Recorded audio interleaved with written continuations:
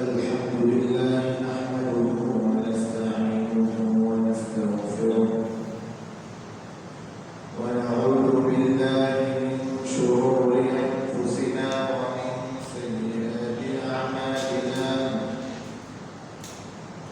من يهده الله فلا مضل له ومن يضلل فلا هادي له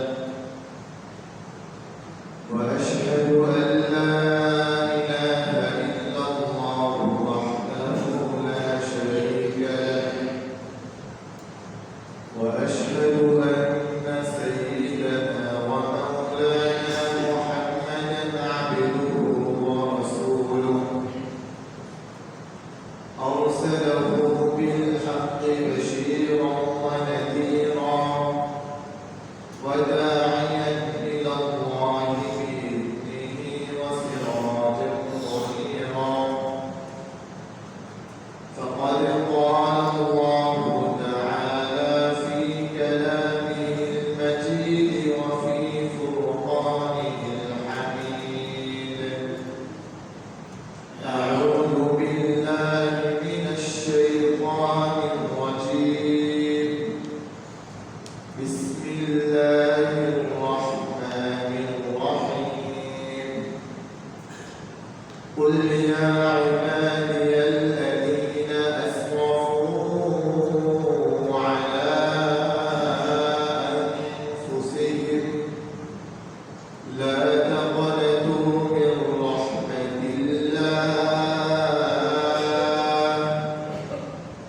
إن الله يغفر الذنوب جميعا إنه هو الغفور الرحيم সবাই দরুদ ইব্রাহিম পড়ি اللهم صل على محمد وعلى آل محمد كما صليت على إبراهيم وعلى آل إبراهيم إنك حميد مجيد اللهم بارك على محمد وعلى آل محمد كما باركت على إبراهيم وعلى آل إبراهيم إنك حميد مجيد আল্লাহ রাব্বুল আলামিনের কাছে সিজদা ও মনোচিত্তে শুকরিয়া জ্ঞাপন করছি। রব্বে কারীম আমাদেরকে মাহে রমাদানের সর্বশেষ জুমা পর্যন্ত হায়াতের মধ্যে বরকত দান করেন।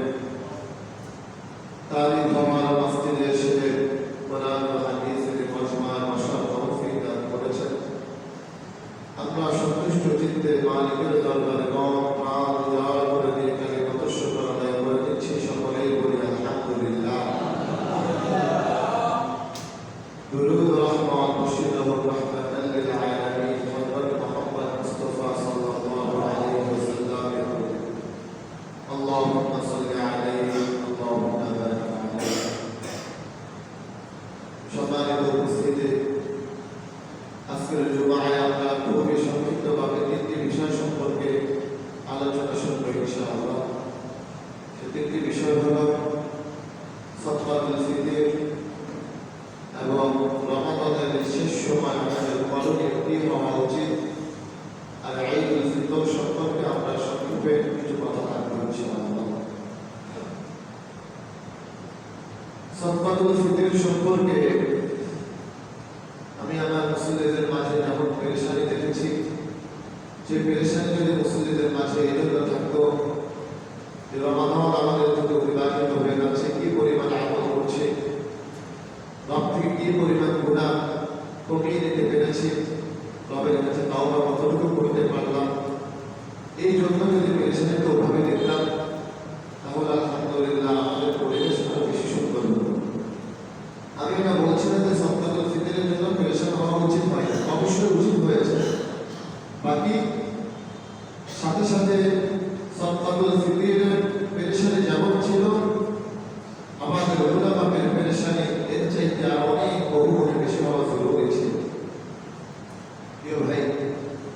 সদকাতুল ফিতর এই সম্পর্কে আলোচনার জুমাই হলো এটা। কেননা সদকাতুল ফিতর তো দিতে হয় ঈদের নামাজের আগে। সদকাতুল ফিতরের তো আলোচনা হবে সর্বশেষ জুমাতে। এ হলো স্বাভাবিক একটি কথা। তো এখন সদকাতুল ফিতর এটা আমরা দেব কেন? সদকাতুল ফিতর দেওয়ার কারণ রাসূল সাল্লাল্লাহু আলাইহি ওয়াসাল্লাম হাদিসের মধ্যে দুইটা কারণ বলেছেন যে সদকাতুল ফিতর উপর দেবে কেন। কারণ কয়টা ভাই? দুইটা। সদকাতুল ফিতর দেওয়ার কারণ কয়টা? দুইটা কারণ। এক নম্বর কারণ হলো রোজাদার সদকাতুল ফিতর এজন্য দেবে যাতে করে রোজাদার রোজা রাখা অবস্থায় তার অনিচ্ছা সত্ত্বেও তার দ্বারা কিছু গুনাহের কাজ হয়ে গেছে, তার দ্বারা অনর্থ অপ্রয়োজনীয় কিছু কথা হয়ে গেছে, এই অনর্থ অপ্রয়োজনীয় গুনাহের কাজে কাফারা যাতে হয়ে যায় এজন্য রোজাদার সদকাতুল ফিতর দেবে। এই হলো একটা কারণ। দ্বিতীয় আরেকটি কারণ হলো সদকাতুল ফিতর এজন্য দেবে যাতে করে অসহায় গরিব মিসকিনরা তাদের ঈদের আনন্দটা সুন্দরভাবে উদযাপন করতে পারে। তুহফাতুল লিল মাসাকিন, মিসকিনরা যাতে করে আহার খেতে পারে, খাদ্য গ্রহণ করতে পারে, এজন্য রোজাদার সদকাতুল ফিতর দেবে। এই দুই কারণ হাদিসে এসেছে। তো আমার এই কিতাবে আমি যেটা পড়লাম খুবই ভালো লেগেছে আমার কাছে। বললেন যে সদকাতুল ফিতর শেষ সময় দিবে কেন? বলে যে নামাজের মধ্যে যদি কোনো ভুল হয়, নামাজের মধ্যে যদি কোনো ভুল হয়, সাউসেনটা তো নামাজের প্রথম আর দ্বিতীয় রাকাতেই দিয়ে যায় না, সাউসেনটা দেওয়া হয় নামাজের শেষ রাকাতে। সদকাতুল ফিতরের যেহেতু ভুলের কাফারা, এজন্য সদকাতুল ফিতর দেওয়া উচিত শেষ সময়। আর গরিব মিসকিনকে এই সময় সদকাতুল ফিতর দেওয়া, যে সময় সদকাতুল ফিতর দিলে ওই গরিব আর মিসকিন ঈদের দিন তার আনন্দটাকে উদযাপন করতে পারে। আমি যদি আগে আগে দিয়ে দিলাম, আমি বেঁচে গেলাম ঠিক, আমার দেওয়া হয়ে গেল এটা ঠিক, কিন্তু দেখা যাবে যে উদ্দেশ্যে দেওয়া ওই উদ্দেশ্যটা হাসিল হলো না। সদকাতুল ফিতর কার উপরে ওয়াজিব? যাকাতের জন্য নেশাব পরিমাণ সম্পদের মালিক হওয়া, মুসলমান হওয়া, বালেগ হওয়া, সুস্থ বিবেক সম্পন্ন হওয়া, 1 বছর অতিবাহিত হওয়া, এই সকল কিছু আছে। কিন্তু সদকাতুল ফিতরের জন্য এগুলো নাই। সদকাতুল ফিতর প্রত্যেক মুসলিম নরনারীর উপরে ফরজ।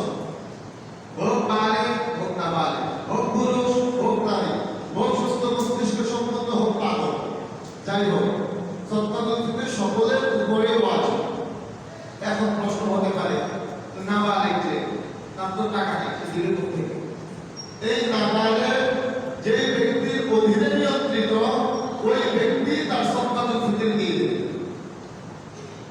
এক কর্মচারী, তার উপরে সদকাতুল ফিতর ওয়াজিব, তার সদকাতুল ফিতর দিবে কে?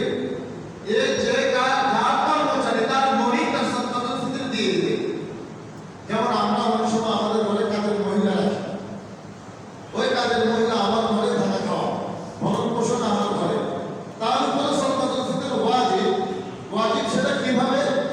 সে নিজের দিবে না, সে তার মালিকানায় আছে, তার মালিক তার মনে সদকাতুল ফিতর দিয়ে দেবে। তার মনিবের উপর ওয়াজিব, ওই দৃষ্টিতে তার উপরে।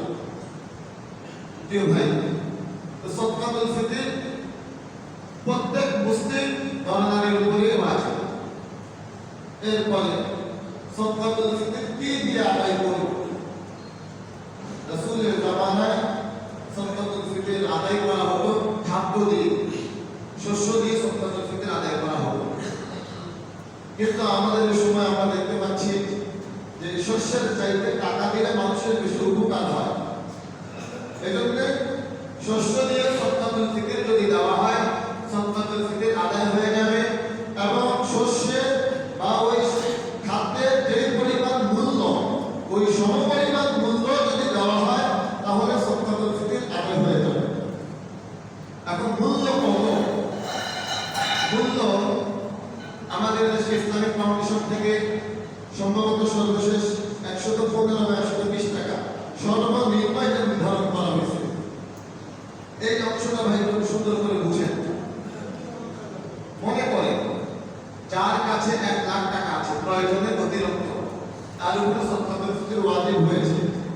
ঈদের দিন শুভে সাদিকের আগে যদি প্রয়োজনের অতিরিক্ত 1 লক্ষ টাকা থাকে তাহলে তার উপর সদকাতুল ফিতর ওয়াজিব।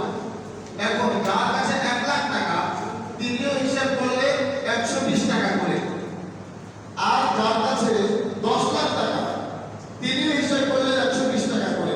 এটা কি ভাই হিসাব হলো? যার কাছে অর্থ যেমন, আপনি জানেন আপনার কাছে কি পরিমাণ অর্থ আছে। এখন আপনি ভাই যদি সবচেয়ে নিম্নটা বুঝেন, এটা তো উচিত না। আপনি নিম্নটা দিলে হবে না, আমি ওটা বলছি না। আপনি সবচেয়ে কমটা দিলে আপনার আদায় হয়ে যাবে। বাকি যার কাছে 1 লাখ সেও 120 টাকা দিচ্ছে, আর আপনার কাছে 10 লাখ আপনি 120 টাকা দিচ্ছেন, তাহলে তো আমার কাছে মনে হচ্ছে যে সওয়াবের দিকে আপনি মনে হয় একটু বাস্তব হচ্ছে। আপনি চাইলে চেষ্টা করলে আপনার দানের পরিমাণটা আরেকটু বৃদ্ধি করতে পারেন, আরেকটু বাড়িয়ে দিতে পারেন। সদকাতুল ফিতর দেওয়ার ক্ষেত্রে আরেকটা সুন্দর নিয়ম আছে, সেটি হলো একজনের সদকাতুল ফিতর একজনকেই দেওয়া। আর যদি ভেঙে ভেঙে দেওয়া হয় তাও হয়ে যাবে, তবে একজনেরটা একজনকে দিলে দেখা যায় যাকে দেওয়া হচ্ছে একটু উপকৃত হল। আপনি 10 টাকা 5 টাকা করে দিলেও এটা আদায় হবে। এখন সদকাতুল ফিতর কখন দেব? আল্লাহ রাসূল সাল্লাল্লাহু আলাইহি ওয়াসাল্লাম হাদিসের মধ্যে বলেন, যে ব্যক্তি ঈদের নামাজের আগে সদকাতুল ফিতর আদায় করলো, ওই ব্যক্তির সদকাতুল ফিতর কবুল করা হলো। তার মানে ঈদের নামাজের আগে যদি সদকাতুল ফিতর পরিশোধ করে দেওয়া হয় তো সদকাতুল ফিতর আদায় হয়ে গেল। আর এই সদকাতুল ফিতর যদি ঈদের নামাজের পরে চলে যায়, আপনি ঈদের নামাজের আগে দিয়ে শেষ করতে পারবেন না, ওটা ঈদের নামাজের পরে হয়ে গেছে, তাহলে এটা সদকা হবে নাকি সদকাতুল ফিতর হবে? সদকাতুল ফিতর ঈদের আগে, ঈদের নামাজের আগে দিয়ে দিতে হবে। এখন সদকাতুল ফিতর দেব কাকে? দুইটা মত আছে যে সদকাতুল ফিতর কাকে দেব। একটা মত হলো যাকাত যাদেরকে দেওয়া যাবে, যাকাত যেই খাতে দেওয়া যাবে, সদকাতুল ফিতর ঠিক ওই খাতগুলোতে দেওয়া যাবে। আর দ্বিতীয় যে মত, আমার কাছে যে মতটাকে সবচেয়ে বেশি গ্রহণযোগ্য মনে হয়েছে, যে সদকাতুল ফিতর গরিব এবং মিসকিনকে দাও, অসহায় মানুষদেরকে দাও। এই 2 শ্রেণীর মানুষকে, ফকির মিসকিন, এই 2 শ্রেণীর মানুষকে সদকাতুল ফিতর দাও।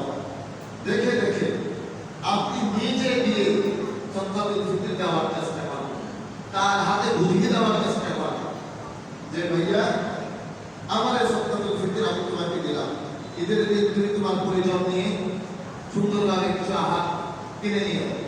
অনেক সময় এমন হয় যে ব্যক্তিকে সদকাতুল ফিতর দেওয়া হচ্ছে ওই ব্যক্তির পরিবার খুবই অসহায়, কিন্তু ব্যক্তিটা এমন যে তাকে যদি দেওয়া হয় সে তার পরিবারের জন্য কোনো কিছু ক্রয় করে না।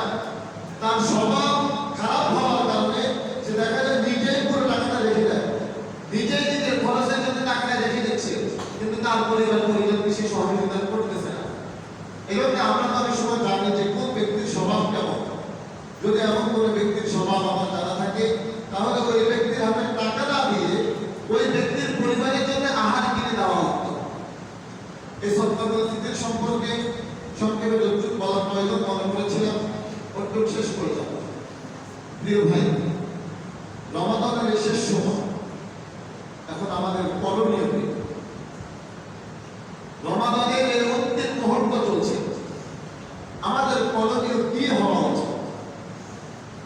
আল্লাহ রাসূল সাল্লাল্লাহু আলাইহি ওয়াসাল্লামের প্রসিদ্ধ সে হাদিস, রাসূল মিম্বারে আরোহণ করলেন আর আমিন বললেন। সাহাবায়ে কেরাম জিজ্ঞাসা করলেন, ইয়া রাসূলুল্লাহ, আমিন কেন বললেন? আল্লাহ রাসূল বললেন, আমি যখন মিম্বারে উঠলাম জিবরাইল আমিন আসলেন এবং বললেন যে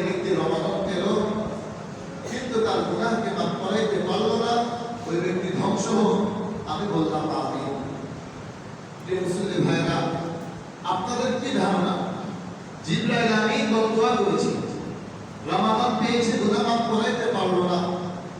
দুই জাহানের বাদশা সাইয়্যিদুনা মুহাম্মদুর রাসূলুল্লাহ সাল্লাল্লাহু আলাইহি ওয়াসাল্লাম ওই বদদুয়ার সাথে আমিন বলেছেন।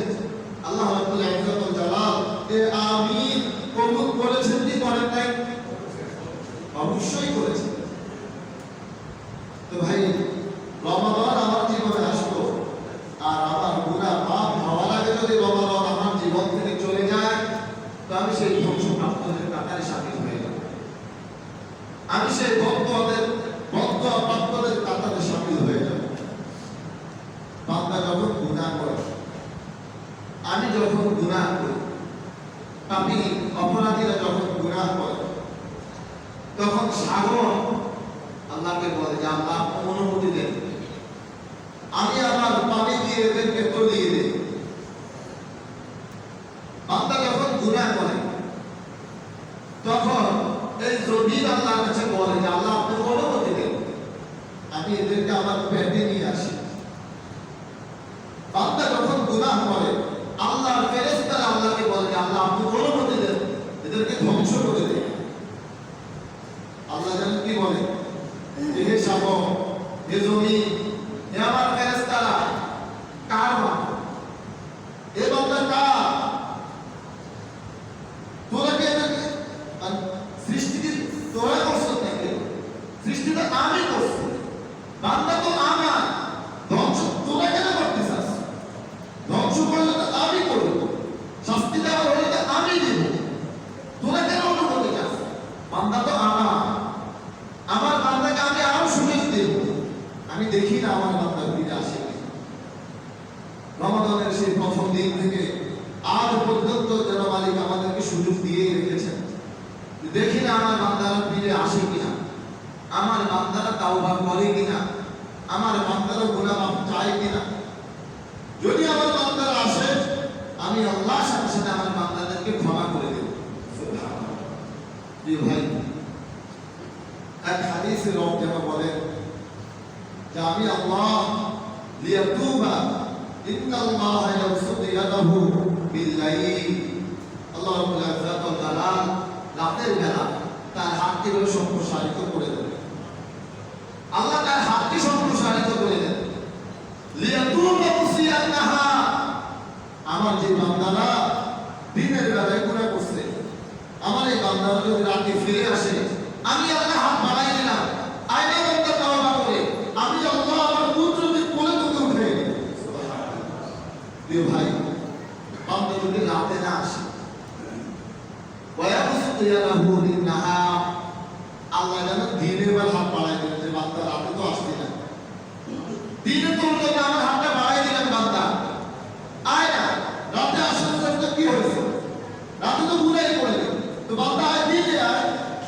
আমি আল্লাহ হাত বাড়াই রাখলাম, বান্দা আয়। বান্দা আমি গুনাহ ক্ষমা করতে প্রস্তুত, তুই বান্দা শুধু তাওবা করে ফিরে আয়। এখন ভাই, আপনাদের কথা হতে পারে যে আমার তো অনেক গুনাহ, আমি তো অপরাধী, আমার আল্লাহকে আমাকে মাফ করবেন কিনা? আমি শুধুমাত্র কয়েকটি হাদিস আপনাদের সামনে রাখি। দেখেন এই হাদিসের অনুবাদগুলো পড়লে আমার আপনার হৃদয় পর্যন্ত পৌঁছায় কিনা, যে মালিক আমাদেরকে ক্ষমা করবেন কিনা। জীবনের এত গুনাহ, আজ রমাদানের 27তম দিন চলছে, আজ রমাদানের সর্বশেষ জুমা। আজ যদি আমরা রবের কাছে গুনাহ মাফ চাই, আমার মালিক আমাকে গুনাহ করবেন কিনা? দেখেন কি বলেন মালিক। এক হাদিসে কুদসিতে মালিক নিজে বলেন, আযনাবা আবদু যামবা। কোন পাপী বান্দা যখন পাপ করে, কোন অপরাধী বান্দা যখন অপরাধ করে, ফাকালা আল্লাহুম্মা গফির লি যামবি, এবং বলে যে আল্লাহ মালিক, আমার গুনাহ হয়ে গেছে, আমাকে মাফ করে দেন।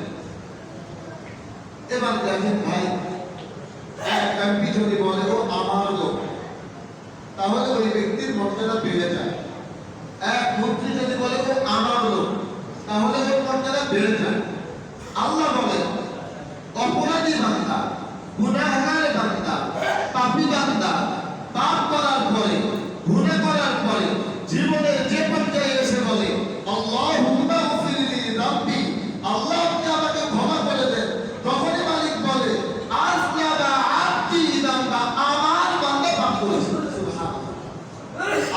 কি বলে আমার বান্দা, ওই যেমন বলে যে আমার লোক, আল্লাহ যেন বলে যে আমার বান্দা, পাপ করেছে তো কিছু আমার বান্দা, রব যেন নিজের বলে পরিচয় দিচ্ছে যে আমার বান্দা, আমারই বান্দা পাপ করছে, আমার কাছে ফিরে আসছে, শুধু আমার আজ না বা আপনি জানবা আমার বান্দা।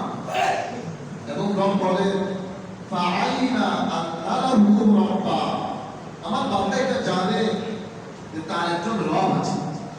যে রব কেমন রব?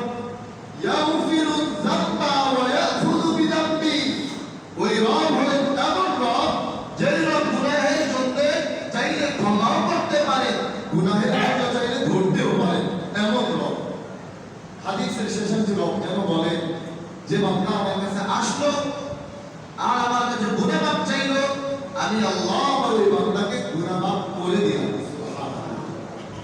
প্রিয় ভাই, আপনার কাছে তো মনে হতে পারে যে আমার তো অনেক গুনাহ, এই পরিমাণ গুনাহ রব ক্ষমা করবেন কিনা?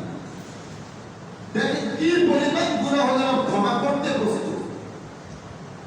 এটাও হাদিসে কুদসি, আনাস ইবনে মালিক রাদিয়াল্লাহু তাআলা আনহু থেকে বর্ণিত, তিনি বলেন আল্লাহ রাব্বুল ইজ্জত ওয়াল জালাল ডাকতেন, ইয়া ইবনে আদম, হে বনি আদম।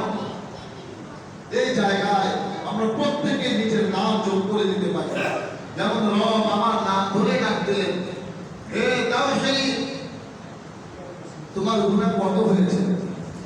আলানাস সামা লাউ বালাগাত যুনুবুকা আলানাস সামা, তোমার গুনাহ যদি আকাশের মেঘমালা পরিমাণ হয়ে যায়, তোমার গুনাহ যদি আসমান এবং জমিনের মধ্যবর্তী জায়গা ভরপুর হয়ে যায়, এই পরিমাণ গুনাহ নিয়ে যদি বান্দা তুমি আমার কাছে আসো, এসে যদি বলো সুন্নাস্তাগফিরতানি, আল্লাহ আপনাকে ক্ষমা করে দেন, আমি আল্লাহ তোমাকে ওয়াদা দিচ্ছি, আমি আল্লাহ তোমাকে কথা দিচ্ছি, গফারতু লাকা, আমি আল্লাহ তোমাকে সাথে সাথে ক্ষমা করে দেব।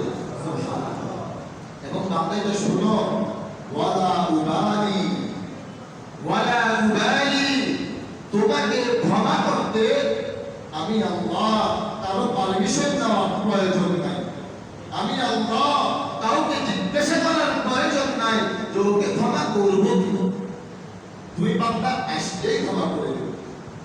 প্রিয় ভাই, আমি জানি না যে আমাদের দিন পর্যন্ত যায় কিনা, যে রব আমাদেরকে বলতেছেন বান্দা রমাদান দিনের তোকে গুনাহ মাফের জন্য, রমাদানের 26টা দিন বান্দা তোর থেকে অতিবাহিত হয়ে গেল, বান্দা তুই এখনো গুনাহ মাফ করাইতে পারলি না, বান্দা সমস্যা নেই, বান্দা আমি আল্লাহ আজও গুনাহ মাফ করতে প্রস্তুত, তুই যদি আজও তওবা করে আমার কাছে ফিরে আসিস বান্দা, আমার হাবিবের ওই রওজা থেকে মুক্তি পেয়ে যাবি বান্দা, তুই ফিরে আমার কাছে, আমি আল্লাহ কোনো শর্ত ছাড়া আমি আল্লাহ তোকে মাফ করতে প্রস্তুত, বান্দা আয় আমার কাছে ফিরে আয়, তওবা কর বান্দা, আমি আল্লাহ গুনাহ মাফ করে দেব। প্রিয় ভাই, কি পরিমাণ গুনাহ হলে পরে মালিক গুনাহ মাফ করবেন, আর কি পরিমাণ গুনাহগারকে আল্লাহ মাফ করতে প্রস্তুত। দেখেন আমরা যাতে হতাশ না হয়ে যাই, আল্লাহ রাব্বুল ইজ্জত ওয়াল জালাল আপনাদেরকে তিনটা হাদিস শোনালাম, একটা আয়াত শুনেন, দেখেন আল্লাহ কি বলতে চাচ্ছেন আমাদের। যে আয়াত আল্লাহ বলে, ইয়া ইবাদি, হে আমার বান্দা, আল্লাহ ডাকি দিচ্ছেন আমার বান্দা বলে, ইয়া ইবাদি, হে আমার বান্দা, আল্লাযীনা আসরাফু আলা আনফুসিহিম, যারা তোমরা নিজেদের নফসের উপরে ইসরাফ করেছো। ইসরাফ হলো এমন শব্দ, যেই শব্দ বান্দাকে নিরাশ করে দেয়, যে আমার জীবনে এত গুনাহ, আমার মাফ পাওয়ার আর কোনো রাস্তা নাই, আমার ক্ষমা পাওয়ার কোনো সুযোগ নাই, আমার জাহান্নামে যাওয়া ছাড়া কোনো উপায় নাই, এত গুনাহ আমি আমার জীবনে করেছি। এই গুনাহের জন্য ইসরাফ শব্দ, রব সেই ইসরাফ শব্দ দিয়ে লিখেছেন, আল্লাযীনা আসরাফু আলা আনফুসিহিম, যারা নিজের নফসের উপরে ইসরাফ করেছো, এই পরিমাণ গুনাহ করেছো, যে তুমি নিজে নিজে হতাশ হয়ে যাচ্ছ, নিজে নিজে চিন্তা করছো যে আমার মনে হয় মাপ নাই, তুমি শুনো বান্দা, লা তাকুনাতু মির রাহমাতিল্লাহ, তুমি বান্দা আমি আল্লাহর রহমত থেকে নিরাশ হয়ো না। ইন্নাল্লাহা ইয়াগফিরুদ যুনুবা জামিআ, আমি আল্লাহ তোমার সকল গুনাহ মাফ করতে সক্ষম। তুমি বান্দা আসো, আমি আল্লাহ গুনাহ মাফ করে দেব। এবার আমি আপনাদেরকে দেখাই যে ভাই আল্লাহ এখানে ইসলাম শব্দ বলে কত বড় বড় অপরাধী আর কত বড় বড় পাপীদেরকে ইয়া আলাদি বলে রেখেছেন, কত বড় বড় অপরাধীদেরকে রেখেছেন। দেখেন, সুম্মা দাআ ইলা মাগফিরাতি, আল্লাহ রাব্বুল ইজ্জত ওয়াল জালাল ওই অপরাধীদেরকে তার ক্ষমার দিকে ডেকেছেন, যে অপরাধীরা বলেছিল যে ঈসা ইবনে মারইয়াম হলেন আল্লাহ। নাউযু বিল্লাহ। আমরা কেউ এখন বলি যে ঈসা আলাইহিস সালাতু ওয়াস সালাম আল্লাহর পুত্র, এটা আমরা কেউ বলি না। এই অপরাধ আমাদের জীবনে নাই, কিন্তু এই অপরাধ যারা করেছে, যারা ঈসা ইবনে মারইয়ামকে আল্লাহর পুত্র বলেছে, আল্লাহ রাব্বুল ইজ্জত ওয়াল জালাল তাদেরকে বলেছেন যে আসো বান্দা, যদি আমার কাছে তাওবা করো আমি আল্লাহ তোমাকে মাফ করে দেব। এই অপরাধীকে আল্লাহ লিখেছেন ঈসা ইবনে মারইয়ামকে যারা আল্লাহর পুত্র বলেছেন। আল্লাহ কাকে রেখেছেন? যারা ওয়াকালাতিল ইয়াহুদু উযাইর ইবনুল্লাহ, যারা উযাইরকে আল্লাহর পুত্র বলেছে, আল্লাহ তাদেরকে রেখেছেন, ডেকে বলেছেন যে আসো, যদি আসো আমি আল্লাহ তোমাকে মাফ করে দিব, ক্ষমা করে দিব। উযাইরকে যারা আল্লাহর পুত্র বলেছে। এখানে এমন কেউ আছে যিনি বলেন যে আল্লাহর হাত সংকীর্ণ? নাউযু বিল্লাহ। এই গুনাহ কি আমাদের কারো জীবনে হয়েছে ভাই? আল্লাহকে গরীব, আল্লাহকে ফকির আমরা আমাদের জীবনে কেউ বলেছি? বলি নাই। কিন্তু এমন জাতি ছিল যারা আল্লাহকে ফকির বলেছে, এমন জাতি ছিল যারা আল্লাহকে হাত সংকীর্ণ বলেছে। ওয়াকালাতিল ইয়াহুদু ইয়াদুল্লাহি মাগলুলা, সেই সকল অপরাধীকে আল্লাহ ডেকেছেন, ডেকে বলেছেন যে যদি আসো আমি আল্লাহ তোমাদেরকে মাফ করে দেব। আসো বান্দা, আমি আল্লাহ ক্ষমা করতে প্রস্তুত। তোমরা নিজেদের নফসের উপরে এতটা ইসরাফ করেছো, এতটা গুনাহ করেছো, গুনাহ করতে করতে তোমরা তোমাদের রবকে এক পর্যায়ে ফকির বলেছো, তোমরা তোমাদের রবকে এক পর্যায়ে হাত সংকীর্ণ বলেছো, তোমরা তোমাদের রবের সাথে শিরক করেছো। এরপরে যদি বান্দা তোমরা ফিরে আসো আমি আল্লাহ ক্ষমা করতে প্রস্তুত। বান্দা ফিরে আসো। সেই সকল পাপী বান্দাকে আল্লাহ ডেকেছেন মাফ করার জন্য। এই আয়াতের তাফসীর এই পাপী বান্দাদের উদাহরণটা দেন। দেখেন ভাই আল্লাহ কত বড় অপরাধীকে ডেকেছেন ক্ষমা করার জন্য। সে অপরাধীকে সুম্মা দাআ ইলা তাওবাতি মান হুয়া আ'যামু কাওলাম মান হাউলাই, ওই পাপী বান্দা এত পাপী বান্দা যার চাইতে বড় পাপী বান্দা, বড় পাপী অপরাধ, বড় পাপী বাক্য পৃথিবীতে আর কেউ বলে নাই। সে কি বলেছিল? সে বলেছিল আনা রাব্বুকুমুল আ'লা, আমি হলাম সবচাইতে বড় রব। নাউযু বিল্লাহ। সে নিজেকে দাবি করছে আনা রাব্বুকুমুল আ'লা, আমি হলাম সবচাইতে বড় রব। সে নিজেকে দাবি করছে মা লাকুম মিন ইলাহিন গায়রি, আমি জানি না আমি ছাড়া অন্য কোন ইলাহ আছে। সে ফেরাউন নিজেকে বড় রব দাবি করেছে, সে ফেরাউন নিজেকে ইলাহ দাবি করেছে এবং সে বলছে যে আমি ছাড়া কোন ইলাহ আছে এটা আমাদের জানা নেই। সেই ফেরাউনকে পর্যন্ত আল্লাহ রাব্বুল ইজ্জত ওয়াল জালাল তার ক্ষমা পাওয়ার মতো ডেকেছেন। শুধু ডেকেছেন তাই নয়, দুইজন রাসূল, একজন রাসূল একজন নবীর কাছে পাঠিয়ে দিলেন। আল্লাহ মুসা আলাইহিস সালাতু ওয়াস সালামকে বলেন ইযহাবা ইলা ফিরআউনা ইন্নাহু তাগা, যাও আমার বান্দা ফিরআউনের কাছে যাও, তাকে গিয়ে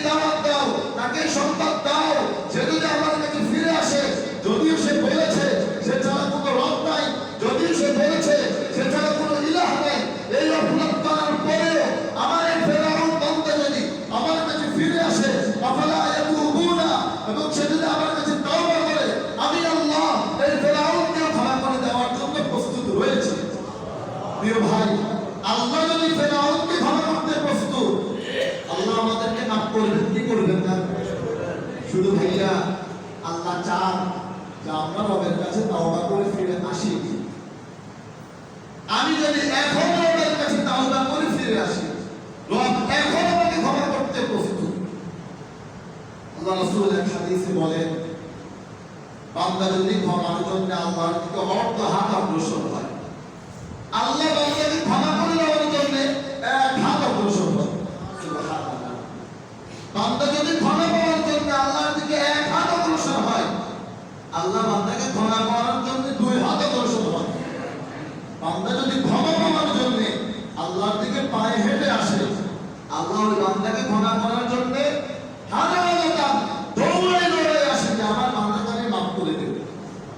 আমি জানি না আর কোন হাদিস বললে, আর কোন আয়াত বললে আমার ভাইদের এই অনুভূতি হবে। রমাদানের এই পর্যায়ে এসেও আমার মালিকের কাছে আসা দরকার, আমার মালিকের কাছে তাওবা করা দরকার, আমার গুনাহ মাফ চাওয়া দরকার। ওই কোন আয়াত এটা আমার জানা নাই, ওই কোন হাদিস সেটা আমার জানা নাই। সর্বশেষ একটা আয়াত বলে গুনাহ মাফের এই অধ্যায়টা শেষ করতে চাচ্ছি। সে আয়াত আল্লাহ কি বলে যে বান্দা তোমার জীবনে যত গুনাহ, বান্দার কোনো সমস্যা নেই, ক্বালা রাব্বি ইগফিরলি, বান্দা তুমি যদি আমার কাছে আসো, রাব্বি ইন্নী যালামতু নাফসি, এবং আমাকে যদি বলো যে আল্লাহ আমি নিজের নফসের উপরে জুলুম করেছি, মাওলা গোপনে আর প্রকাশ্যে অনেক গুনাহ করেছি, মাওলা জানা অজানা অনেক গুনাহ করেছি, রাব্বি ইন্নী যালামতু নাফসি, আল্লাহ আমার অনেক গুনাহ মাওলা, ফাগফিরলি, মাওলা আপনি আমাকে ক্ষমা করে দেন। কোরআনের স্পষ্ট আয়াত। বান্দা আল্লাহর কাছে নত স্বীকার করল, নত স্বীকার করে শুধুমাত্র কারো বলে বাক্যটা বলল ফাগফিরলি, আল্লাহ আপনি আমাকে মাফ করে দেন। আল্লাহ কোনো শর্ত দিলেন না, একদম স্পষ্ট আয়াতে আল্লাহ বলছেন যে বান্দা ফাগফারনা, সাথে সাথে তোকে মাফ করে দিলাম।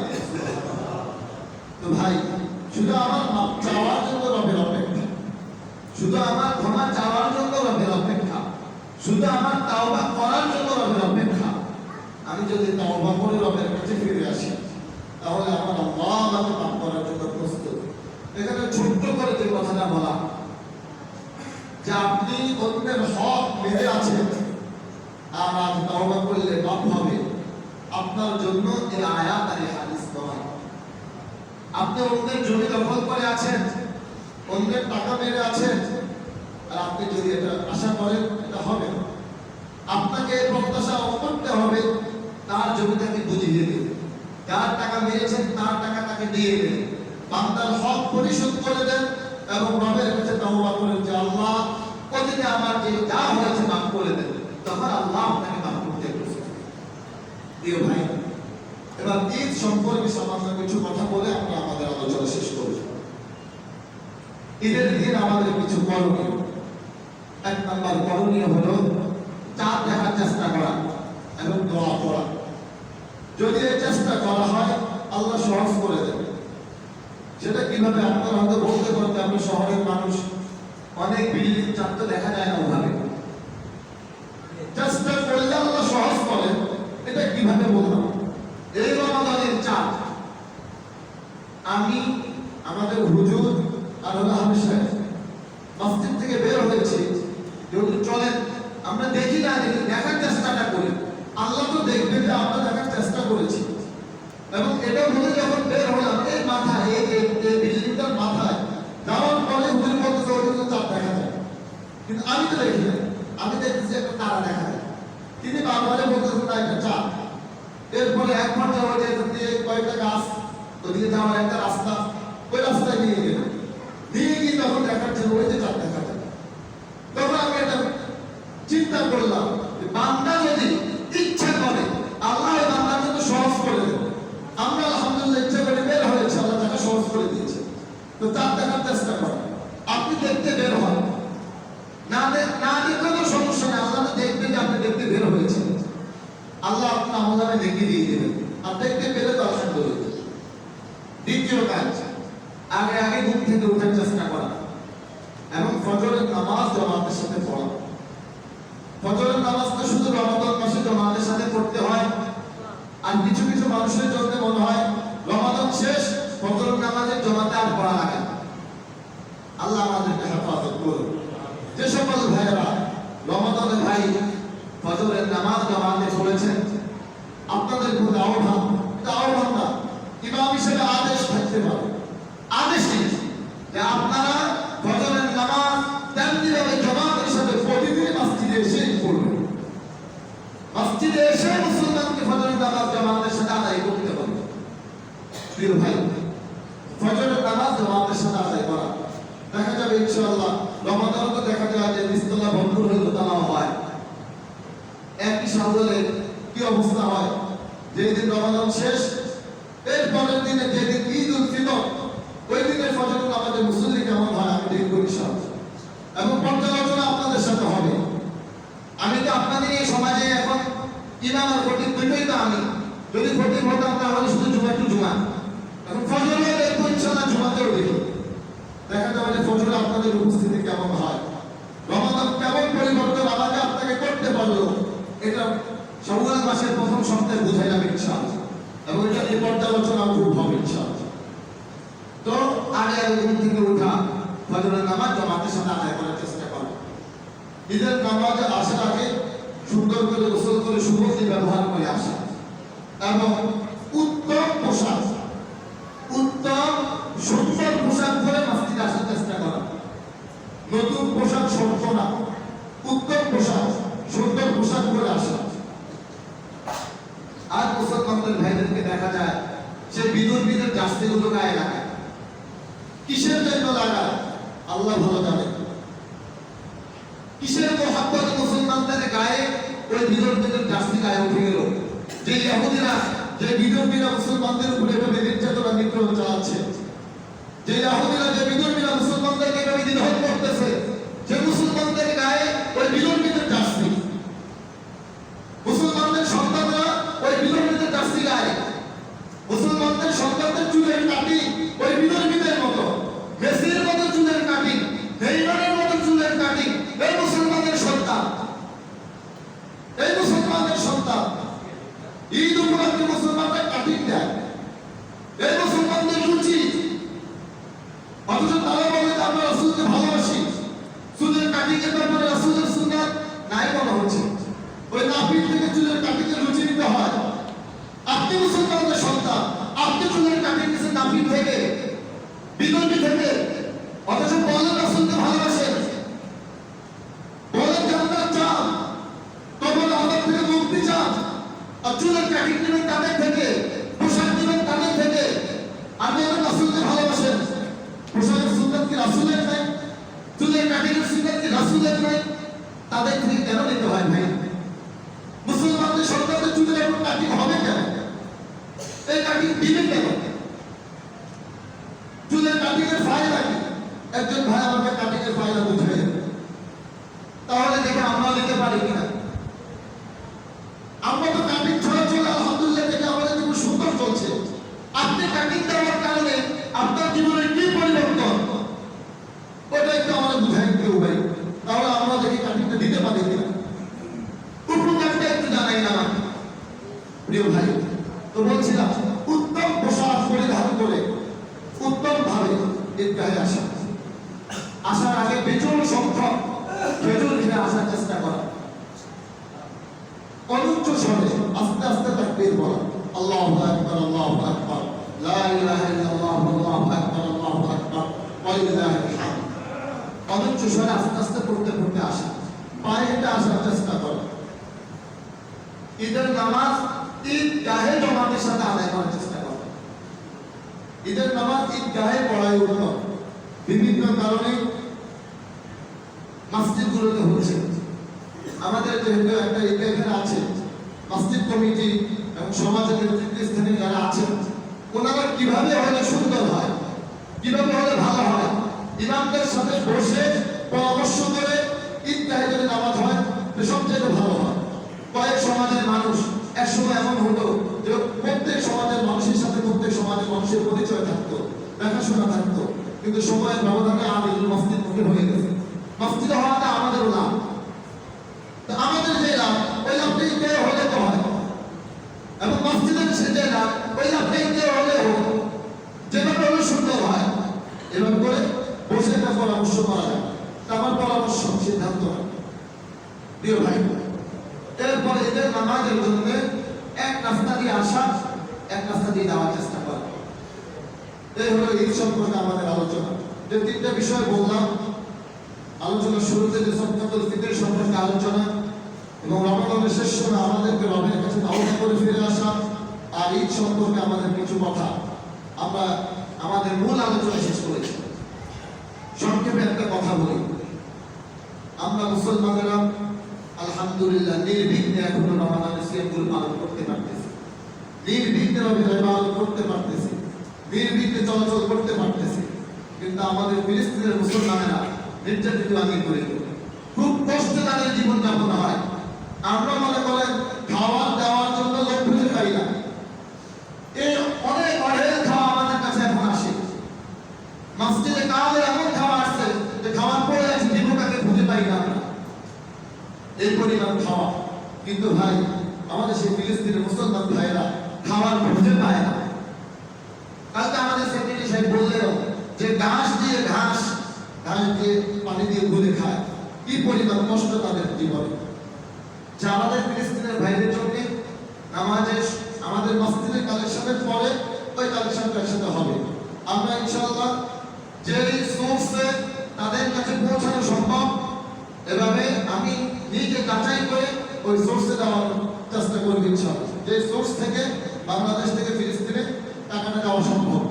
তা আমাদের মসজিদের কালেকশনের সাথে সাথে ফিলিস্তিনের জন্য পিছনে আরেকজন ভাই কালেকশন করে নেবেন। আমরা আমাদের টাকাটা প্রস্তুত রাখবো ইনশাআল্লাহ, যাতে করে একসাথে সহজে দিয়ে দিতে পারি। আল্লাহ রাব্বুল ইজ্জাত ওয়াল জালাল আমাদেরকে আলোচনা